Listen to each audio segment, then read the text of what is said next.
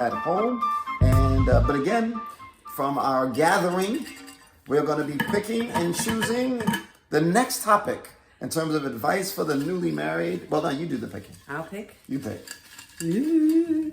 All right, here we go. And here we go. All right, here, read it. Read this one. All right. Interesting. This is an interesting person. Being active and not passive in your marriage. Being active and not passive in your marriage. What do you think they're kind of seeking there? Being active and not passive in your marriage. So that's a broad one because It's broad. you could be active and passive in your marriage in particular areas, or are they meaning active in the sense of if you don't be intentional, if you're not intentional, things won't happen? Maybe that's what they're talking about. Being active and not passive in your marriage. Why do you think that would be? Because they did it in view of newly married. Why do you think it probably came up for them? The thing I'm thinking about is there's limerence, right? So there's the dating, there's the engaged, there's the married. So it's like if you had our jar, it's full, very, very full. And so it's kind of like you don't have to put it, you could think I don't have to put anything in there because it's full. Full, because there's so much romance, there's so much love, there's so much I just love you and you love me, right? Yeah. So being active means we have to continue to do things to keep it full. Whereas if you're passive and you're just living off the jar, That's the way they're saying it. Yep. Eventually it's going to be empty. So I'm thinking about newlyweds. Most would come in with the jar full. And maybe they want to talk about, well, it's not going to stay full. We have to make sure that we keep putting in. And so Absolutely. that the jar doesn't run out, maybe? Yeah, I think that's what they're talking about. Being active and not passive in your marriage as somebody who's newly married. I know one thing, well, you said it. You said it really, really, really well. And one thing I know when I deal with couples, and I've seen it in our, own marriage and our own experience, is one of the biggest enemies, and I say this especially if you're a Christian, if you're a believer, one of the biggest dangers is going on automatic. Right. I think one of the challenges with going on automatic is automatic meaning you're doing things because that's just how you've already done them. You're living in this world of there's no time for reflection. There's no time for dealing with difficult things. There's no time to do things on purpose. And so once you get into a routine, that's just your routine. That's just what you do. Marriages that start off like that could even look good. But I like to call those, and I said this in another video, I like to call those plate glass marriages. Plate glass is the name of the kind of glass they used to put on storefronts, when they have a window display. And that kind of marriage, all it takes is a real small problem and it'll come crashing down really, really fast. And so I think for newly marrieds, one of the wisest things you can do is use it as a chance to enjoy your time together, enjoy this first, but really investing in things like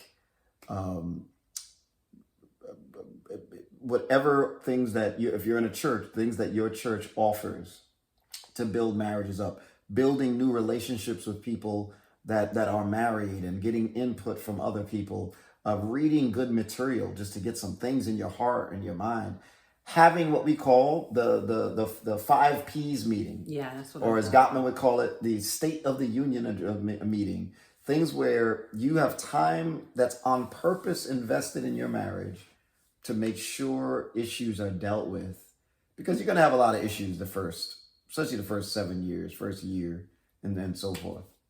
What do you think?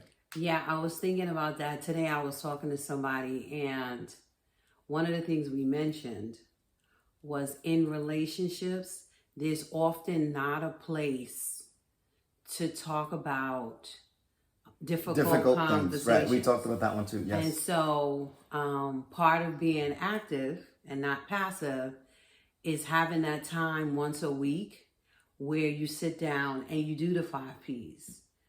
And you offer praise and you plan the good stuff. You plan the practical. absolutely. But you also bring up protests, any things that are not going well. So now you're not in the argument, you're not Right. in the middle Right. of it, but also that you have a time where you pray. So those are things where you're investing and you're putting in. And I thought about the scripture, and add to your faith goodness, and to goodness. And 2 Peter, yes. Add to your faith goodness, to goodness not. Yes. Right? So you're adding, even in your faith. So in your marriage, it's the same thing. You're adding. That's a very good for and it's beyond just marriage, but it's just life.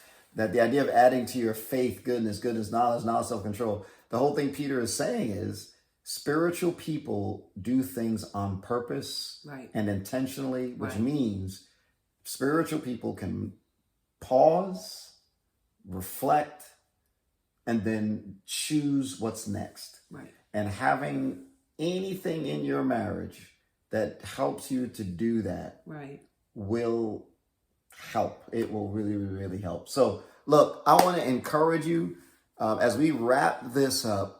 I think it's a very appropriate wrap up. Yes. Is be active in your marriage. Don't let your marriage fall into automatic, especially when you're newly married. Again, it may work. In other words, everything may be going smooth as glass. Right. But the catch is, once you're in automatic, all it takes is a little stress. All it Right. takes is a job change, a health change, some sin or issue to pop up you didn't expect.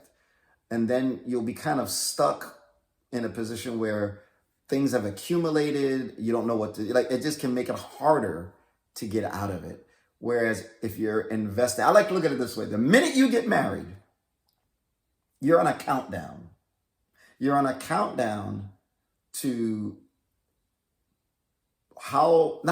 you're on a point where you're on that race to keep investing in that emotional connection. So every day counts. There is not a gimme. There's not a day that's like, meh, I'll treat you like trash today. Or meh, I'll just lie to you today. Or meh, I'll just really not think about my wife at all today. I'm just going to chill.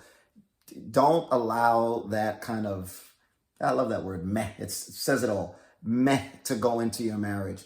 Do things on purpose. Great conversation to have is, are we practicing doing and living our marriage actively? Or are we just sort of going on automatic? Would that be a good question to Yeah. come? Do we have structures in place to keep adding to our marriage as we grow together? Do we have structures in place to add to in our marriage as we grow together? Trust me, marriages that are emotionally distant, frustrated, and hurt don't happen overnight. It's a slow attrition. Yes. And that attrition comes from being on automatic. Stay out of it. Be on purpose. And in light of that,